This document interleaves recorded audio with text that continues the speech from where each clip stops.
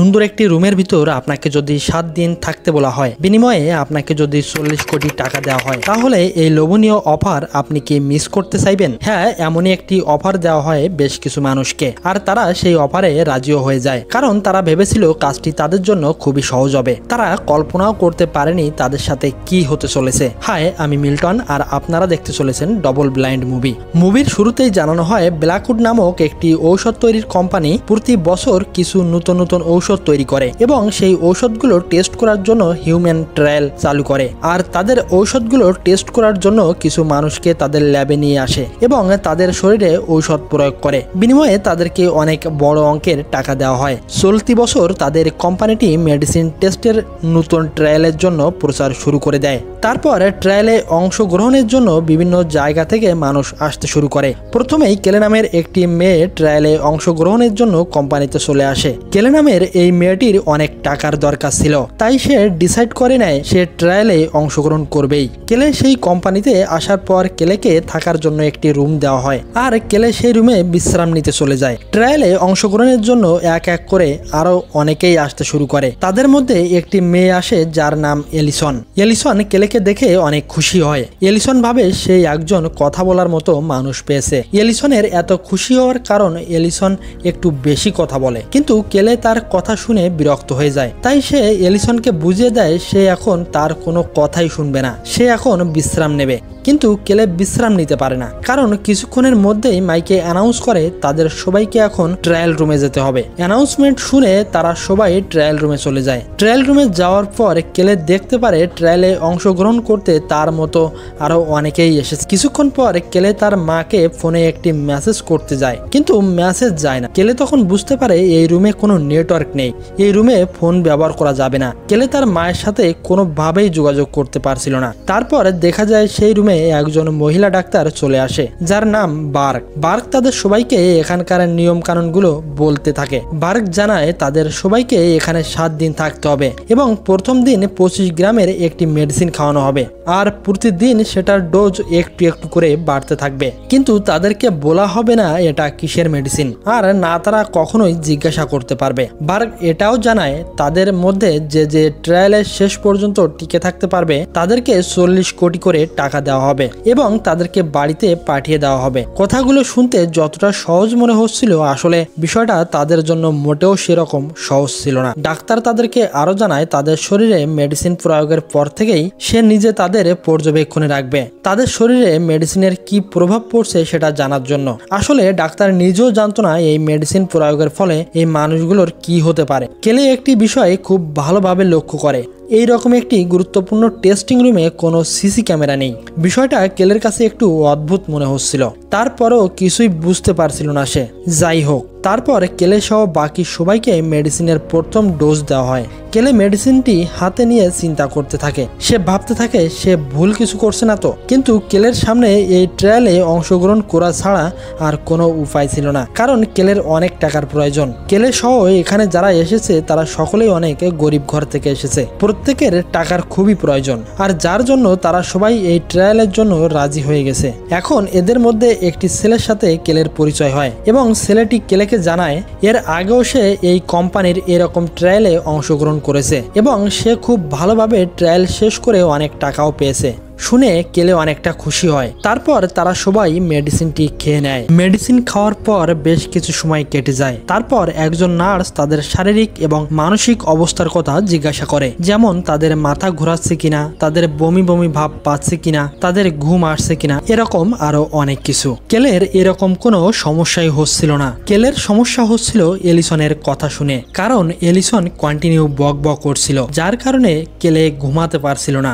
একটা সময় কেলে চিৎকার করে এলিসনকে থামানোর চেষ্টা করে। ঠিক তখনই কেলের বমি পেয়ে যায়। তখন কেলে দৌড়ে বাথরুমে চলে যায় এবং নিজেকে ফ্রেশ করে বাইরে বেরিয়ে আসে। বাইরে এসে সে একটি ছেলেকে দেখতে পায় যার নাম ছিল আমির। আমির কেলেকে জানায় তারও ঠিক এরকম অবস্থা হচ্ছে, তারও কেলের মতো বমি পাচ্ছে। কেলে জানতে পারে আমির একজন মেডিকেল স্টুডেন্ট এবং সে এখানে ইন্টার্নশিপ নেওয়ার জন্য অ্যাপ্লাই করেছিল। তারপর সবাই যে যার রুমে ঘুমাতে চলে যায়, কিন্তু কেলের কোনোভাবেই ঘুম আসছিল না। তার মাথায় বিভিন্ন ধরনের চিন্তা ঘুরপাক খাচ্ছিল। একটা সময় সে রুমের বাইরে চলে আসে এবং সে বারান্দা দিয়ে হাঁটতে থাকে। সে একটা জিনিস ভালোভাবে লক্ষ্য করে, সে দেখে কোনো রুমে কেউ নেই। তখন সে অনেকটা হতবাক হয়ে যায়। তারপর সে একটি রুমের সামনে যায় এবং দেখতে পারে সেই রুমের দরজা হালকা খোলা। তারপর কেলে সেই রুমে প্রবেশ করে। তারপর সে দেখতে পায় ট্রায়ালে অংশগ্রহণ করা প্রত্যেকটা মানুষ এই রুমে। আসলে এই মানুষগুলো কেউই রাতে ঘুমাতে পারেনি, তাই তারা একে একে সকলেই এই রুমে চলে এসেছে।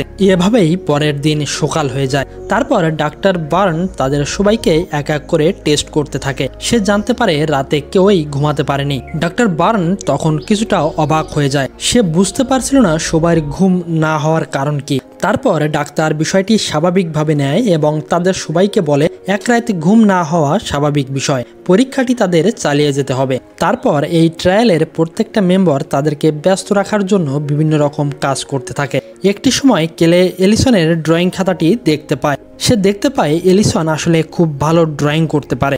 এদিকে ডাক্তার বার্ন খুবই টেনশনে পড়ে যায়। সে কল করে তার বসকে জানায় তাদের সমস্যার কথা। সে ফোন করে তার বসকে জানায় এই মেডিসিন প্রয়োগের ফলে সকল সদস্যের মস্তিষ্কে বিভিন্ন ধরনের সমস্যা সৃষ্টি হয়েছে, এমনকি তাদের স্নায়ুতন্ত্রেও এই মেডিসিন অ্যাটাক করেছে। ডাক্তার বার্ন তার বসকে জানায় মেডিসিনের ডোজ কমাতে হবে, কিন্তু তার বস তাকে ক্লিয়ার জানিয়ে দেয় তাকে যে কাজটুকু দেওয়া হয়েছে সে যেন সেটুকুই করে, সে যেন তার থেকে বেশি বোঝার চেষ্টা না করে। ডাক্তার বার্ন তখন বুঝতে পারে তার আর কিছু করার নেই। এখানে দেখা যায় এলিসন এবং কেলে একটি রুমের সামনে আসে। তারা দেখতে পায় সেই রুমের ভিতরে কিছু ইঁদুরকে পরীক্ষার জন্য রাখা হয়েছে। ইঁদুরগুলাকে দেখে এলিসন কেলেকে বলে আমরাও ঠিক এই ইঁদুরগুলার মতোই, কিন্তু তারপরেও আমি বাইরে যাব না, কারণ এখানে আমাকে যেরকম কেয়ার করা হচ্ছে বাইরে এরকম কেয়ার আমাকে কখনো কেউ করেনি। এলিসন আসলে বুঝতেই পারেনি তাদের সাথে কি হতে চলেছে। যদি বুঝতে পারতো তাহলে এরকম কথা সে কখনোই বলতো না। তারপর 48 ঘন্টা কেটে যায়, আর 48 ঘন্টা পরে আবার তাদেরকে নতুন করে ডোজ দেওয়া হয়, কিন্তু এবারের ডোজ বাড়িয়ে দেওয়া হয়। দ্বিতীয় ডোজ দেওয়ার পরে কেলেকে সিটি স্ক্যান করাতে নিয়ে যাওয়া হয় তার শারীরিক অবস্থা জানার জন্য, কিন্তু সিটি স্ক্যানটা সম্পূর্ণরূপে করা সম্ভব হয় না, কারণ তার পূর্বের কথা মনে পড়ছিল এবং অস্বস্তি বোধ হচ্ছিল। তারপর কেলে মন খারাপ করে তার রুমে এসে বসে থাকে। এলিসন সেখানে এসে অনেক মজার কথা বলে কেলের মন ভালো করে দেয়। পরের দিন ডাক্তার আবার তাদেরকে মেডিসিনের ডোজ দিতে আসে। মেডিসিন তাদের হাতে দিতেই তারা বুঝতে পারে আজকের মেডিসিন অনেক বেশি, তাই তারা এই মেডিসিন খেতে রাজি হয় না। তারা ডাক্তারকে বলে মেডিসিন আজ অনেক বেশি, এই মেডিসিন তারা খাবে না, কিন্তু বার্ক তাদেরকে জানিয়ে দেয় এই ডোজ তাদেরকে খেতে হবে। যাদের ভালো না লাগবে তারা এখান থেকে চলে যেতে পারে, আর বাকি যারা থাকবে তাদেরকে আরো 40 লাখ টাকা করে বেশি দেওয়া হবে। বার্গের এই কথা শুনে সবাই অনেক খুশি হয়ে যায় আর ডোজটি নেওয়ার জন্য তৈরি হয়ে যায়। আসলে কথায় বলে লোভে পাপ আর পাপে মৃত্যু, কিন্তু কেলে আর আমির এই ডোজটি নিতে চাচ্ছিল না। তারা বুঝতে পারছিল সামথিং ইজ রং, কিন্তু এলিসন এসে কেলে এবং আমিরকে ডোজ নিতে বলে। সে কেলে এবং আমিরকে তাদের সাথে পার্টিতে অ্যাটেন্ড করতে বলে। এক পর্যায়ে এলিসন কেলেকে হাত ধরেই টেনে নিয়ে যায়। এলিসনের রিকোয়েস্টে কেলে এবং আমির ডোজ নিতে রাজি হয়ে যায়। ডোজটি নেওয়ার আগে ডাক্তার বার্ক তাদের সবাইকে আরেকবার নিয়মাবলী জানিয়ে দেয়। সে বলে এই ডোজটি নেওয়ার পরে তাদের ঘুমানো যাবে না। আসলে সে দেখতে চায় তাদের মস্তিষ্কে এই মেডিসিনের কি প্রভাব পড়ছে। তারপরেও সবাই রাজি হয়ে যায় এবং সবাই অনেক আনন্দ করতে থাকে, কারণ তারা এক্সট্রা টাকা পাবে। তারপর রাতে তারা সবাই এক জায়গায় বসে আড্ডা দিতে থাকে এবং সবাই সবার মনের কথা এবং সমস্যা সবাইকে জানাতে থাকে। যেমন এলিসন বলে এই টাকা পেলে সে তার সকল ঋণ শোধ করবে এবং কেলে বলে এই টাকা নিয়ে সে একটি সুন্দর ঘর করবে। ওইদিকে আমিরের সন্দেহ হচ্ছিল। আমির যেহেতু মেডিকেল স্টুডেন্ট ছিল, সে বুঝতে পারছিল তাদের সাথে হয়তো খারাপ কিছু হতে পারে, তাই সে লুকিয়ে তাদের ল্যাবে প্রবেশ করে এবং তাদের কম্পিউটারে থাকা সকল ডাটা দেখতে থাকে। আমির কম্পিউটারে থাকা ডাটাগুলো দেখে বুঝতে পারে আসলে এই মেডিসিনের মাধ্যমে তাদের ব্রেন দিন দিন ড্যামেজ হয়ে যাচ্ছে। সে আরও জানতে পারে এই ডোজটি যেহেতু তারা নিয়ে ফেলছে, এখন তারা যদি ঘুমায় তাহলে তাদের মৃত্যু অনিবার্য। আমির বুদ্ধি করে কম্পিউটারে থাকা সকল ডাটা তার পেনড্রাইভে নিয়ে নেয়। তারপর দেখা যায় এলিসন রুমের এক কোণে একটি চেয়ারে বসে আছে। কেলে ধীরে ধীরে তার কাছে যায় এবং দেখে সে চেয়ারে ঘুমিয়ে পড়েছে। এই মেডিসিনটি নেওয়ার পরে ঘুমানো বারণ ছিল, যে কারণে এলিসনের সাথে ঠিক সেটাই ঘটল। এলিসনের চোখ এবং নাক মুখ দিয়ে রক্ত বেরিয়ে এলিসন সেখানেই মারা গেল। এরপর পুরো রুমে রেড লাইট জ্বলে ওঠে এবং জোরে জোরে অ্যালার্ম বাজতে শুরু করে। এটা দেখে ডাক্তার বার্গ অনেক চমকে যায়। সে বুঝতে পারে না আসলে তাদের সাথে কি হচ্ছে। ডাক্তার বার্গ এই অবস্থায় এবং এলিসনের মৃত্যু দেখে বুঝতে পারে তাদের সাথে অনেক খারাপ কিছু হতে চলেছে।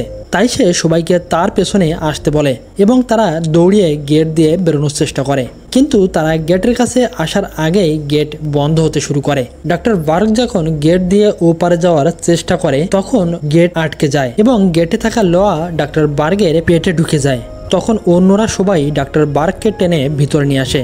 ডাক্তার বার্গ তখন তাদের সবার কাছে ক্ষমা চায় এবং মৃত্যুবরণ করে। তখন আমির দৌড়ে সেখানে চলে আসে এবং সে বুঝতে পারে এই সব কিছুর জন্যই সেই দায়ী। সে বুঝতে পারে কম্পিউটারে থাকা ডাটা তার পেন ড্রাইভে নেওয়ার ফলেই এই সিস্টেম চালু হয়েছে। আসলে এই সিস্টেমটি এমনভাবেই অপারেট করা হয়েছিল, কেউ যদি সেই কম্পিউটার থেকে ডাটা নেওয়ার চেষ্টা করে তাহলে 24 ঘন্টার জন্য লকডাউন হয়ে যাবে। 24 ঘন্টার ভেতরে এই রুম থেকে কেউ বের হতে পারবে না। আর সেটাই হলো এদের সাথে। এখন আমির এই মেডিসিন সম্পর্কে সবাইকে জানিয়ে দেয়। সে বলে এই মেডিসিন নেওয়ার ফলে তাদের ব্রেন দিন দিন নষ্ট হতে চলেছে। ব্রেন তার কার্যক্ষমতা একেবারেই হারিয়ে ফেলছে। তাছাড়া এই মেডিসিন নেওয়ার ফলে এখন তারা যদি 1 সেকেন্ডের জন্য ঘুমিয়ে পড়ে তাহলে তাদের মৃত্যু নিশ্চিত। তাই শুনে তারা সকলেই অনেক ভয় পেয়ে যায়। তারা কি করবে কিছুই বুঝতে পারছিল না। আমির তখন সবাইকে বলে ভয়ের কিছু নেই, তাদের বেঁচে থাকার জন্য একটি উপায় তার জানা আছে। ল্যাবে থাকা লবণ নিয়ে তাদেরকে জোরে জোরে নিঃশ্বাস নিতে হবে এবং তাদেরকে না ঘুমিয়ে থাকতে হবে। এভাবে 24 ঘন্টা পার হলেই তারা এই রুম থেকে বাইরে বেরিয়ে যেতে পারবে। তারপর তারা সকলেই আমিরের কথা মতো সেই লবণের নিঃশ্বাস নিতে থাকে, কিন্তু কিছুক্ষণ পরে দেখা যায় তাতে তাদের কাজ হচ্ছে না। যেহেতু তারা এই কয়দিন একেবারেই না ঘুমিয়ে আছে তাই তাদের ঘুম চলে আসে। তারা নিজেদেরকে কোনোভাবেই কন্ট্রোল করতে পারছিল না, কারণ তারা গত 100 ঘন্টা না ঘুমিয়ে আছে। তখন আমির সকলের উদ্দেশ্যে বলে 24 ঘন্টা তাদেরকে ধৈর্য ধরে থাকতেই হবে। 24 ঘন্টা পরে তারা বেরিয়ে হাসপাতালে গিয়ে চিকিৎসা নিলেই তারা সুস্থ হয়ে যাবে। এদিকে পল নামের ছেলেটি তার মোবাইলে সবকিছু রেকর্ড করতে থাকে, এটা ভেবে যে তারা মারা যাওয়ার পরে বাইরের সবাই যেন তাদের সাথে কি হয়েছিল সেটা জানতে পারে। আমির তখনও সবাইকে বাঁচানোর জন্য প্রাণপণ চেষ্টা করে যাচ্ছে। আমির কেলের ব্রেনের অবস্থা জানার জন্য পরীক্ষা করতে থাকে, কিন্তু এদিকে কেলে ধীরে ধীরে অসুস্থ হতে শুরু করে। সারাক্ষণ তার মাথার ভিতরে এলিসনের চিন্তা ভাবনায় ঘুরপাক খেতে থাকে। এদিকে রে নামের লোকটির লবণ শেষ হয়ে যায়, কিন্তু 24 ঘন্টা পূরণ হতে এখনো অনেক দেরি। তাই সে সবার কাছে একটু একটু করে লবণ চায়, কিন্তু কেউ তাকে লবণ দিতে রাজি হয় না, কারণ যে যার প্রাণ নিয়েই চিন্তায় ছিল। ওদিকে মার্কাস নামের লোকটির হ্যালোসিনেশন হতে শুরু করে। সে দেখতে থাকে সে মূল গেটের সামনে চলে গেছে এবং গেট থেকে বাইরে বেরিয়ে গেছে, কিন্তু আসলে সেই লোকটি বাথরুমের ভেতরে অনেক আগেই মারা গেছে, কারণ সে বাথরুমের ভিতরে দাঁড়িয়ে ঘুমিয়ে পড়ে এবং সেখানেই তার চোখ মুখ দিয়ে রক্ত বের হয়ে সে সেখানেই মারা যায়। আসলে এটা থেকে বাঁচার একমাত্র উপায় ঘুমিয়ে না যাওয়া। তাদের ব্রেনকে অ্যাক্টিভ রাখতে হবে এবং বিভিন্ন কাজে ব্যস্ত থাকতে হবে।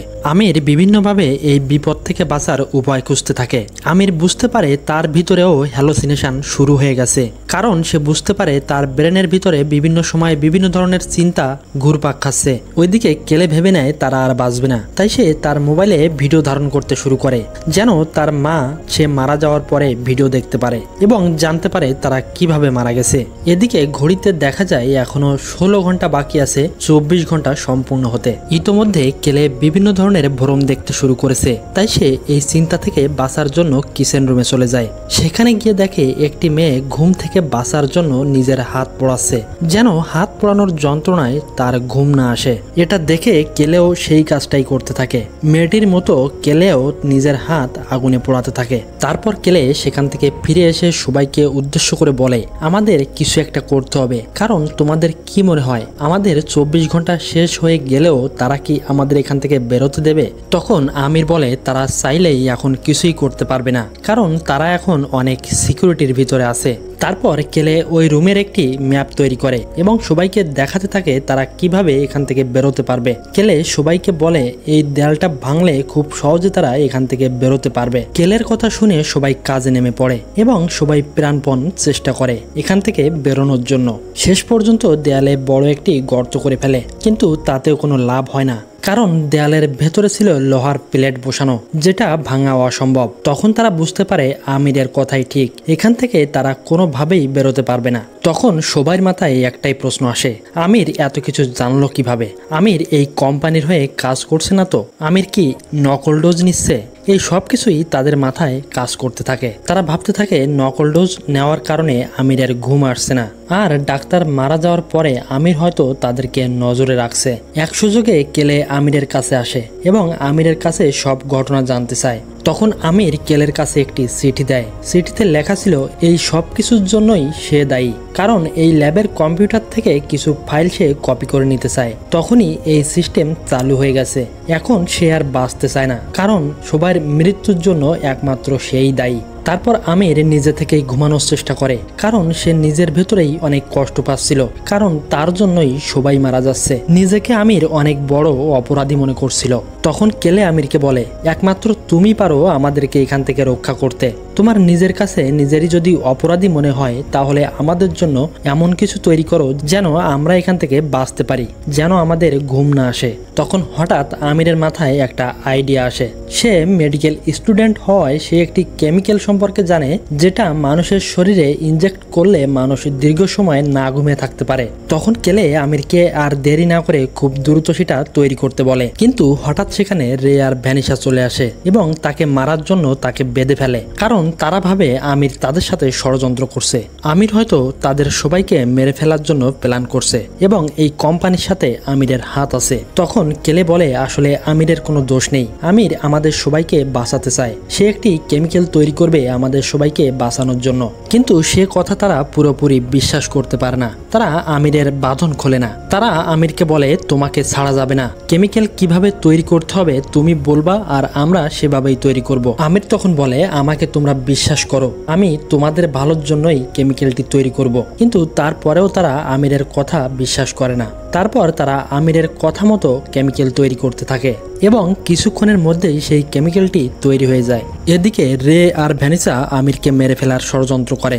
তারা আমিরের শরীরে ঘুমের ইনজেকশন ইনজেক্ট করে দেওয়ার পরিকল্পনা করে। ভ্যানিশা যখন ঘুমের মেডিসিনটি আমিরের দিকে নিয়ে যেতে থাকে, তখনই ভ্যানিশা এক অন্য জগতের ভিতরে চলে যায় এবং কিছুক্ষণের মধ্যেই সে ঘুমিয়ে পড়ে এবং তার কিছুক্ষণের মধ্যেই সে মৃত্যুবরণ করে। তখন পলের হাতে ধাক্কা লেগে তাদের সেই কেমিক্যালটি পড়ে যায় এবং তাদের সকল কষ্ট বরবাদ হয়ে যায়। কেলের তখন অনেক মন খারাপ হয়ে যায় এবং সে সেখান থেকে হলে গিয়ে বসে থাকে আর তার ভেতরে হ্যালোসিনেশন শুরু হয়ে যায়। সে দেখতে থাকে সে হাওয়ায় ভাসছে। হঠাৎ করে সে দেখতে থাকে সে শূন্য থেকে নিচে এসে পড়েছে। তখনই সে কোনো কিছুর একটা শব্দ অনুভব করে। তখন সে বুঝতে পারে দেয়ালের ওপার থেকে কোনো কিছুর শব্দ আসছে। তখন সে দেয়ালটি ভেঙে ফেলে। তখন সে দেয়ালের ওপারে গিয়ে দেখতে পারে ওপারে একটি লাশের ঘর। সেই রুম থেকে বাইরে যাওয়ার একটা গোপন দরজাও তারা পেয়ে যায়। এদিকে রে একটা চিঠি পেয়ে যায়, যে চিঠিটি আমির কেলেকে দিয়েছিল। সেটা দেখার পর রের রাগ আরো বেড়ে যায়। তারপর রে একটা ছুরি নিয়ে আমিরকে মারতে যায়। তখন আমির এদিকে হ্যালোসিনেশনে ভুগছে। সে দেখতে থাকে ডাক্তার বার্ক তার সামনে বসে আছে। সে দেখে ডাক্তার বার্ক তাকে বলছে, এদের সবাইকে তোমাকে মেরে ফেলতে হবে, তাহলে এই কোম্পানিতে তুমি চাকরি পাবে। তখনই রে আমিরকে মারার জন্য আমিরের সামনে চলে আসে। রে আমিরের কাছে আসতেই আমির তার হাতের বাঁধন খুলে সেই ছুরি রের গলায় বসিয়ে দেয়। তখন সেই রুমে কেলে এবং পল চলে আসে। তারা এসে দেখে আমির এখন অনেক ভয়ঙ্কর হয়ে উঠেছে। আমির তখন সেই ছুরি নিয়ে কেলে এবং পলকে তাড়া করে তাদেরকে মারার জন্য। তখন আমির ওদেরকে মেরে ডাক্তার বার্ককে দেখাতে চায় সে এই কোম্পানিতে কাজ করার যোগ্য। পল দৌড়াতে দৌড়াতে একটা রুমের ভিতরে এসে ঢোকে। আসলে সেই রুমটা ছিল সেই লাশের ঘর। রুমের ভিতরে ঢুকে পল দেখতে পারে একটা লিফটের মতো। সে ভাবে এখান থেকে বেরোনোর জন্য ওই লিফটের ভিতর তাকে ঢুকতে হবে। সে লিফটের ভিতর ঢুকতেই অটোমেটিক্যালি আগুন জ্বলে যায় এবং সে ওর ভিতরেই পুড়েই মারা যায়। আসলে এটা কোনো লিফট ছিল না, এটা ছিল লাশ পোড়ানোর ইলেকট্রিক চুল্লি। এরপর দেখা যায় আমির কেলের পিছু নিতে নিতে কেলের খুব কাছে পৌঁছে যায়, কিন্তু তখন তাদের দুজনেরই চোখে প্রচন্ড ঘুম। তারা কেউই সামনের দিকে এগোতে পারছিল না। তখন তারা দেখতে পায় হঠাৎ গেট খুলে গেছে, কারণ তাদের লকডাউনের টাইম শেষ। তখন তারা ভাবে এখন হয়তো তারা এখান থেকে বেঁচে বেরোতে পারবে, কিন্তু দরজা খোলার সাথে সাথে তাদের বিপদ বেড়ে যায়। কারণ দরজা খোলার সাথে সাথে সেখানে দুজন গার্ড চলে আসে এবং আমিরকে বন্দুক দিয়ে শুট করে দেয়। আমির তখনই সেখানে লুটিয়ে পড়ে এবং মারা যান। আসলে এই কোম্পানিটি চাইছিল না তাদের ভেতরের খবর কোনোভাবেই বাইরে যাক, তাই তারা সবাইকেই মেরে ফেলতে চাইছিল। এদিকে কেলে বন্দুকের আওয়াজ পেয়ে লুকিয়ে পড়ে। সে বুঝতে পারছিল তারা এখন সব লাশগুলাকে বাইরে নিয়ে যাবে, তাই সে একটি মৃতদেহের ব্যাগের ভিতর ঢুকে পড়ে এবং লাশের মতো পড়ে থাকে। কেলের পরিকল্পনা সঠিক হয়। গার্ড দুইটি লাশের সাথে কেলেকেও গাড়িতে করে বাইরে নিয়ে যায়। একটা সময় কেলে সেই প্যাকেটের ভিতর থেকে বাইরে বেরিয়ে আসে। তখন ড্রাইভার কেলেকে দেখে অনেক ভয় পেয়ে যায় এবং গাড়ি অ্যাক্সিডেন্ট করে। তখন কেলে রক্তাক্ত অবস্থায় গাড়ি থেকে বাইরে বেরিয়ে আসে, কিন্তু সে সামনের দিকে কোনোভাবেই এগোতে পারছিল না, কারণ সে ছিল অনেক দুর্বল, যার ফলে রোডের মধ্যেই সে শুয়ে পড়ে। তারপর সে আর কিছুই জানে না। এরপর 4টি মাস কেটে যায়। এরপর আমাদেরকে দেখানো হয় কেলে একটি হাসপাতালে ভর্তি রয়েছে এবং সে কোমায় রয়েছে। এরপর জানানো হয় ব্ল্যাকউড কোম্পানি তাদের সমস্ত দোষ তাদের ওই ডাক্তারের উপর চাপিয়ে দিয়েছে এবং সেই সাথে তারা জানিয়ে দেয় এই ধরনের এক্সপেরিমেন্ট তারা কখনোই করেনি। আসলে এই সব কিছুই ডাক্তার বার্ন তার ইচ্ছা মতো করেছে। আসলে ব্ল্যাকউড কোম্পানি অনেক নাম করা একটি কোম্পানি, তাই সে টাকার জোরে এই মিথ্যা কথাটিকে সত্য প্রমাণ করেই ছাড়ে। তারপর আমরা দেখি কেলে কোমা থেকে সুস্থ হয়ে উঠেছে।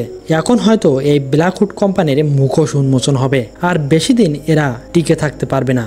মুভিটি কেমন লাগলো অবশ্যই কমেন্টস করে জানাবেন। ভালো লাগলে একটি লাইক দিবেন এবং চ্যানেলটি সাবস্ক্রাইব করে রাখতে ভুলবেন না। Thanks for watching.